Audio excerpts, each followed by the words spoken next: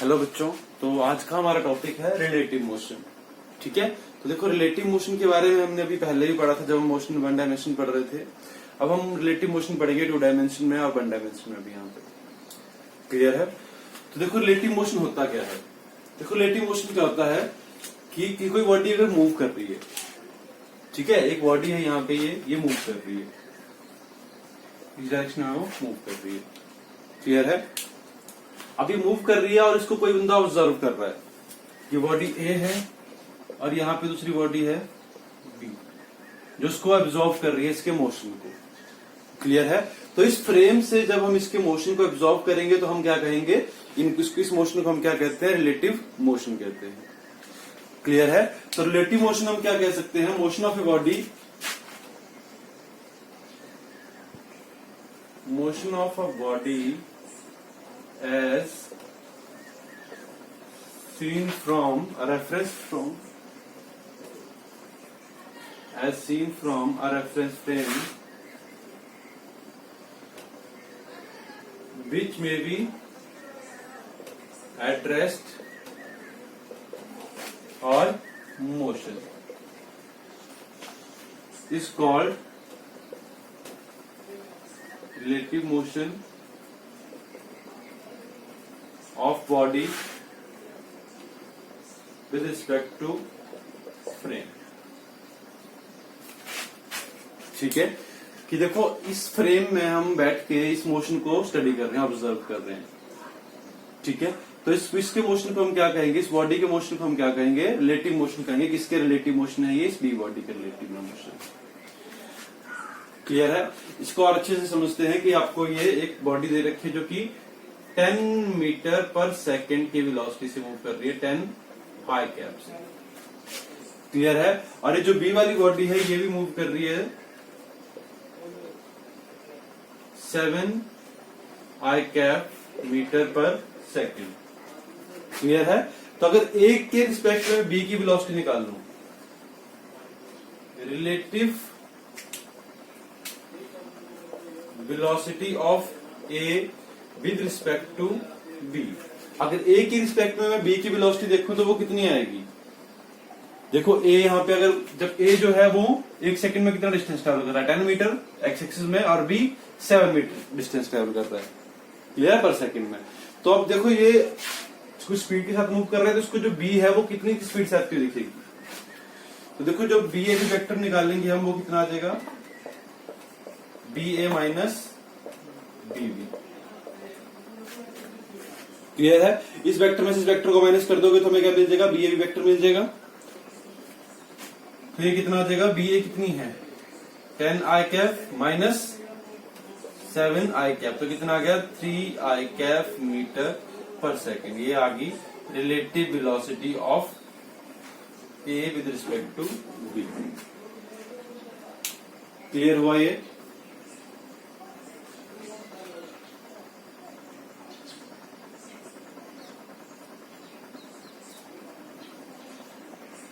और relative motion को हम किस तरह से देख सकते हैं कि सपोज हमारे पास एक ये बॉडी ए है और यहाँ पे एक बॉडी क्या है, बी है।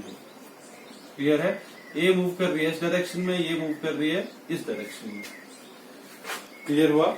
इसकी वेलोसिटी वी ए मान लो, इसकी वेलोसिटी मान ली हमने बी बी। अगर मैं रिलेटिव वेलोसिटी निकालूं बी की, velocity of V relative to A, तो बी की जो वेलोसिटी होगी ए के रिलेटिव में वो कितनी होगी, that B V A vector is equal to V V vector minus B A vector. यही होगी इसकी वैल्यू। क्लियर है? अगर मैग्नीट्यूड में देखूं मैं, तो मैग्नीट्यूड में देखूं तो वेलोसिटी एक की डायरेक्शन क्या है, इसकी डायरेक्शन ए के अपोजिट है, तो साइन क्या आ जाएगा, माइनस बी बी और माइनस बी ए। तो क्या आ जाएगा, minus of B B plus B. Clear है? क्लियर हुआ ये? अगर दोनों बॉडी जो है वो सेम डायरेक्शन में मूव कर रही है, if motion of two body is in same direction. तो वेलोसिटी कितनी आ जाएगी, magnitude of v1 minus v2। Clear है। अगर दोनों सेम डायरेक्शन में मूव कर रही है, अगर अपोजिट में मूव कर रही है तो if motion of two body is in opposite direction, अगर दोनों का जो मोशन की डायरेक्शन है वो किस तरह से है, अपोजिट है, तो वेलोसिटी कितनी आ जाएगी, v1 प्लस v2। क्लियर है। इसके बारे में पहले पढ़ चुके हैं, रिलेटिव मोशन जब हमने पढ़ा था वन डायमेंशन में। क्लियर है बात। तो इसके बाद हम कुछ न्यूमेरिकल देखते हैं रिलेटिव मोशन के ऊपर।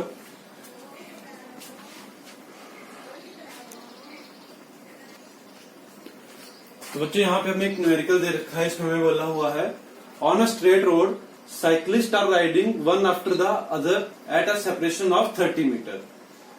ठीक है, at a speed of 10 metre per second. ठीक है, in the same direction boys are running at a separation of 20 metre at a speed of 5 metre per second. If an old man is walking in opposite direction find the speed so that he will meet each cyclist and boy together. Clear है। तो देखो यहाँ पे क्या है, straight road है, उसमें cyclist ride कर रहे हैं। ठीक है, और उनके बीच की सेपरेशन हमें दे रखी है 30 मीटर। ठीक है, तो यहाँ पे मान लो एक साइक्लिस्ट है, ये दूसरा साइक्लिस्ट है, ये तीसरा साइक्लिस्ट है। ये कौन है, साइक्लिस्ट है। तीनों साइक्लिस्ट, दो साइक्लिस्ट हैं, इनके बीच की सेपरेशन कितनी दे रखी है हमें, 30 मीटर। यहाँ पे भी 30 मीटर। और जो इनकी वेलोसिटी दे रखी है साइक्लिस्ट की, वो कितनी दे रखी है, velocity of cyclist is 10 metre per second. ये उसकी वेलोसिटी दे रखी है, ये स्पीड दे रखी है। क्लियर है। इसके बाद बोला हुआ है कि यहाँ पे बॉयज हैं, सेम डायरेक्शन में मूव कर रहे हैं वो भी। इनके बीच की जो सेपरेशन है वो दे रखी है 10 मीटर। ठीक है, सेपरेशन है 20 मीटर। तो ये भी कितना होगा, 20 मीटर। और जो इसकी वेलोसिटी दे रखी है हमें, स्पीड दे रखी है, वो दे रखी है 5 मीटर पर सेकेंड, इसकी स्पीड दे रखी है। अब बोला हुआ है if an old man is walking in opposite direction, यहाँ पे एक ओल्ड मैन है। ठीक है, ये ओल्ड मैन है, ये मूव कर रहा है सपोज v0 वेलोसिटी के साथ अपोजिट डायरेक्शन में। तो बोला find the speed so that he will meet each cyclist and boy together, कि वो इन दोनों से, साइक्लिस्ट और बॉय से एक टाइम पे ही मिले दोनों से। क्लियर है। तो ये हमें यहां से कैलकुलेट करके बताना है। तो सबसे पहले देखो, velocity of cyclist with respect to old man, वो कितनी हो जाएगी, देखो BC प्लस v0, दोनों अपोजिट डायरेक्शन में है। दूसरा velocity of boys with respect to old man, तो जो बॉय है उसकी वेलोसिटी कितनी होगी ओल्ड मैन के रिलेशन में, दैट VB प्लस v0। कितना सा क्लियर हुआ। दोनों देखो अपोजिट डायरेक्शन में मूव कर रहे हैं। तो देखो इसके बाद क्या बोला हुआ है, find the speed so that he will meet each cyclist and boy together. जो ओल्ड मैन वॉक कर रहा है अपोजिट डायरेक्शन में, वो दोनों से सेम टाइम के ऊपर मिल रहा है। क्लियर है। क्या लिख सकते हैं हम, time taken by cyclist and boy to meet old man is equal. दोनों के लिए टाइम है वो कितना है, सेम है। तो देखो टाइम कितना आ जाएगा, डिस्टेंस अपॉन वेलोसिटी। तो साइक्लिस्ट के लिए डिस्टेंस कितना है साइक्लिस्ट का, 30, और वेलोसिटी कितनी थी उसकी, BC plus v0, that is equal to 20 upon BB plus v0। अब यहां से हमारे पास BC भी है, BB भी है, हमें क्या निकालना है, सिर्फ v0 निकालना है, एक ही वेरिएबल है। पहले पुट कर दो तो क्या आ जाएगा, 30 अपॉन BC, साइक्लिस्ट की वेलोसिटी कितनी दे रखी है 10, plus v0 is equal to 20 upon BB plus BB कितनी दे रखी है 5 प्लस v0। क्लियर है। तो ये कितना बन जाएगा, 150 plus 30 V naught is equal to 200 plus 20 V naught. Clear है? तो कितना आ गया? 10 V naught is equal to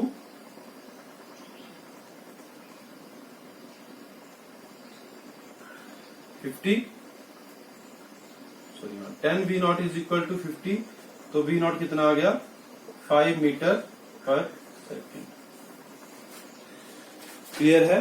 तो ये वेलोसिटी होनी चाहिए किसकी? उस ओल्ड मैन की, अगर उसको इन दोनों के साथ सेम टाइम के ऊपर मिलना है तो। क्लियर है? सिचुएशन समझ आई थी? अगर कोई डाउट होगा तो पूछ लेना।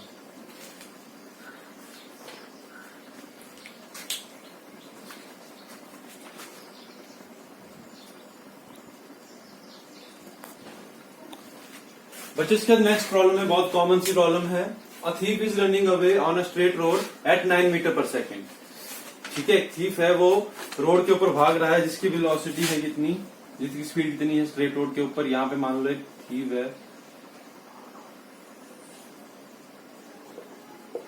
ठीक है, तो ये रन कर रहा है। यहाँ पे इसकी वेलोसिटी दे रखी है हमें 9 मीटर पर सेकेंड। ठीक है, यहाँ पे पुलिस मैन है जो कि एक स्कूटर के ऊपर है। ठीक है, इसकी वेलोसिटी हमें दे रखी है 10 मीटर पर सेकेंड। ये दोनों के बीच की सेपरेशन हमें दे रखी है 200 मीटर। हमें बोला हुआ है कि थीफ जो है उसकी वेलोसिटी 9 मीटर पर सेकेंड है, पुलिसमैन जो उसको चेज कर रहा है इसकी वेलोसिटी 10 मीटर पर सेकेंड है। दोनों के बीच की जो सेपरेशन है वो 200 मीटर है। तो हमें टाइम बताना है कि कितने टाइम के बाद इसको कैच कर लेगा, चेज कर लेगा। क्लियर है? तो सबसे पहले देखो हमें क्या फाइंड आउट करना है, दोनों के बीच की रिलेटिव वेलोसिटी फाइंड आउट करनी है। क्लियर है? तो रिलेटिव वेलोसिटी निकाल लो, वेलोसिटी ऑफ पुलिसमैन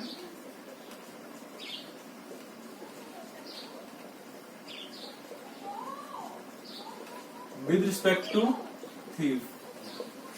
तो थीफ की रिस्पेक्ट में कितने, दोनों सेम डायरेक्शन में मूव कर रहे हैं, तो कितना आ जाएगा 10 minus 1 that is equal to 1 metre per second. ये उसकी वेलोसिटी है।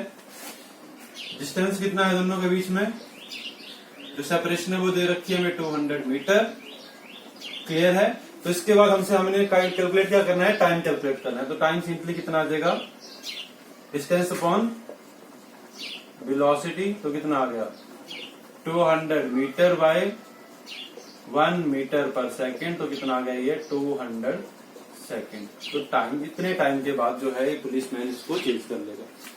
क्लियर है? बहुत, अब ये जो क्वेश्चन है सिंपल क्वेश्चन था, बहुत पहले नीट में पूछे जाते थे इस तरह के क्वेश्चंस। ठीक है, तो पता होना चाहिए। देखो हमने क्या करना है, जब भी हमें अगर कोई किसी को चेज कर रहा है, ठीक है, तो हमें क्या करना है, सिंपली दोनों के बीच की रिलेटिव वेलोसिटी निकाल लो। उसके बाद जितना दोनों के बीच में सेपरेशन दी हुई है वो निकाल लो, और टाइम तुम्हें मिल जाएगा कितना टाइम के बाद उसको वो ओवरटेक कर जाएगा। क्लियर है?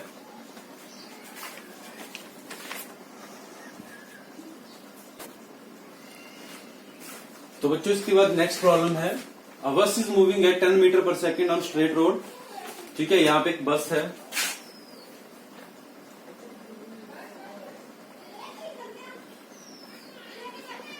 ठीक है, ये बस है जो मूव कर रही है कितनी 10 मीटर पर सेकेंड की वेलोसिटी के साथ।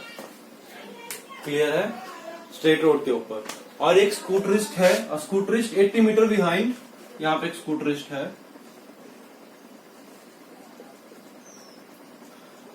मान लो यहाँ पे एक स्कूटरिस्ट है जिसने इसको ओवरटेक करना है बस को।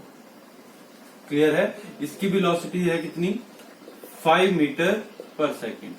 अब दोनों के बीच की जो सेपरेशन दे रखी है वो कितनी है 80 मीटर। क्लियर है? अब इसका क्या हुआ, जो ये 80 मीटर बिहाइंड स्कूटरिस्ट चला हुआ है, इसको बस को ओवरटेक करना है।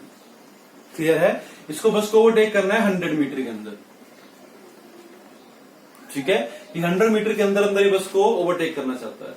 तो हमसे पूछा है find acceleration required for scooterist to do this.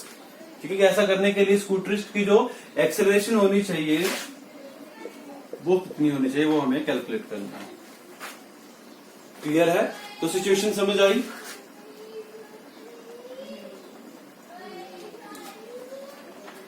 तो यहां पे हम पहले निकाल लेंगे वेलोसिटी ऑफ स्कूटरिस्ट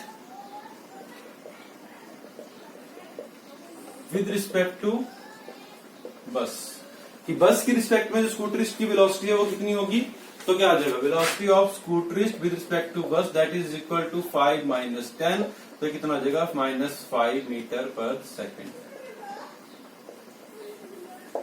क्लियर है कि बस की रिस्पेक्ट में स्कूटर क्या है, 5 की वेलोसिटी के साथ पीछे जा रहा है। क्लियर है। अब इसको क्या करना है, यहां से ओवरटेक करना है। तो ओवरटेक करने के लिए, टू ओवरटेक द बस, तो ओवरटेक करने के लिए हम क्या करेंगे, क्वेश्चन ऑफ मोशन यूज करेंगे, s is equal to ut plus half at square. Clear है। s कितना है, टाइम गिवन है हमें,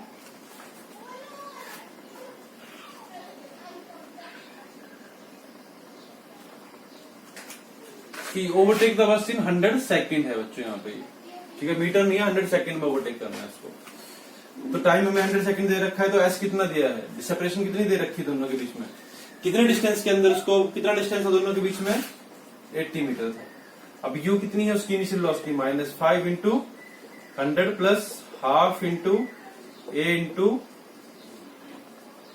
1000 स्क्वायर, सॉरी 1000 आ जाएगा, ये 10,000 आ जाएगा। क्लियर। तो कितना बन जाएगा, 5000, ये कितना बन गया, 580, इसको इधर ले आओ, तो बन जाएगा 580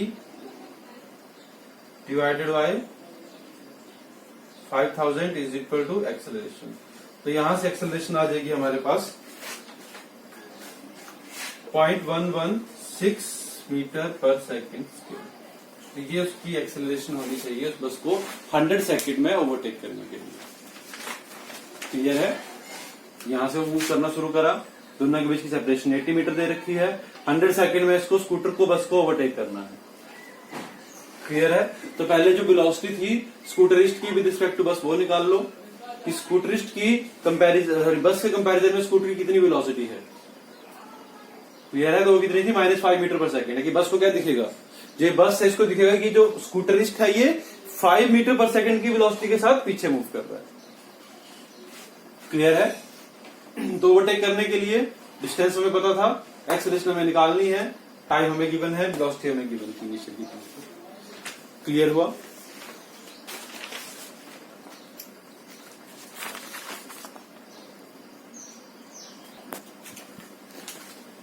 बच्चों ये नेक्स्ट प्रॉब्लम में दे रखा है example.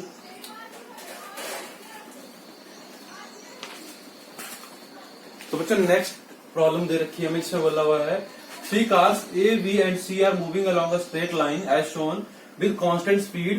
When B catches C, the separation between A and C become 3D. Find speed of B.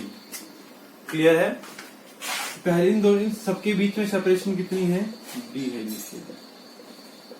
जो A है उसके पास वेलोसिटी है 5 मीटर पर सेकेंड, जो C है उसके पास वेलोसिटी है 10 मीटर पर सेकेंड। क्लियर है। अब हमें बोला क्या हुआ है कि ये B जब C को कैच कर लेगा तो A और C के बीच की सेपरेशन कितनी हो जाएगी, 3D हो जाएगी। क्लियर है। तो हमें उसकी वेलोसिटी बतानी है B की कि कितनी वेलोसिटी होगी B की जब ये इसको कैच करेगा। क्लियर है। तो पहले निकाल लो वेलोसिटी ऑफ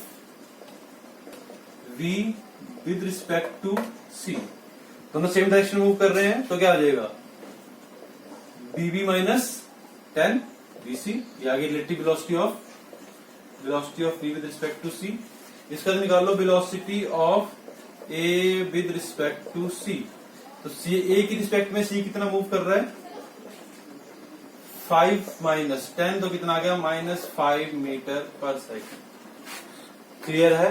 तो C को क्या दिख रहा है कि ये जो मूव कर रहा है, कहां मूव कर रहा है, -5 मीटर पर सेकेंड से इधर को मूव कर रहा है। अब अगर मैं C को रेस्ट पे मान लूं तो ये कितना डिस्टेंस ट्रेवल करेगा, D डिस्टेंस और ट्रेवल कर लेगा जब तक ये इसको कैच करेगा। क्लियर है। तभी इनके बीच की सेपरेशन कितनी होगी, दोनों के बीच की 3 टाइम्स ऑफ D हो जाएगी। ध्यान से समझना, फिर से सुनो। जब B C को कैच करेगा उस टाइम के ऊपर जो A होगा वो -5 की वेलोसिटी से पीछे मूव कर रहा है, तो उसने कितना डिस्टेंस ट्रेवल कर लिया होगा, d डिस्टेंस ट्रेवल कर लिया होगा बैकवर्ड डायरेक्शन में। ऐसा किसको दिखेगा, c को दिखेगा। क्लियर है, क्योंकि रिलेटिव मोशन है। तो देख लो time taken by b to catch c, तो t टाइम कितना आ जाएगा, डिस्टेंस अपॉन वेलोसिटी। डिस्टेंस कितना था d, वेलोसिटी, रिलेटिव वेलोसिटी कितनी है दोनों के बीच में, bv माइनस 10 है। क्लियर है।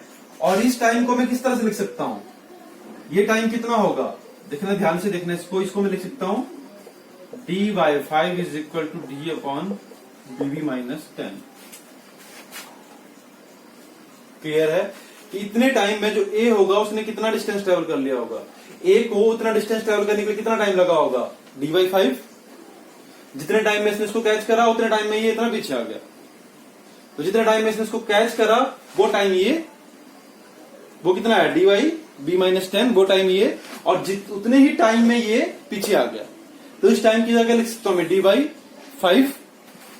तो डिस्टेंस कितना आ जाएगा यहां से, 5 into D upon bv minus 10, d से d कैंसल आउट, तो bv कितना आ गया यहां से 15 मीटर पर सेकेंड। तो इतनी वेलोसिटी होनी चाहिए किसके पास, b के पास, तभी इसको कैच कर पाएगा जब दोनों के बीच की सेपरेशन a और c के बीच की सेपरेशन 3d बन जाएगी। क्लियर है। अगर किसी भी पॉइंट के ऊपर कोई भी डाउट होगा तो अगेन पूछ लेना। ये वाला पॉइंट जो है वो थोड़ा समझने वाला है कि यहाँ पे क्या हुआ। क्लियर है।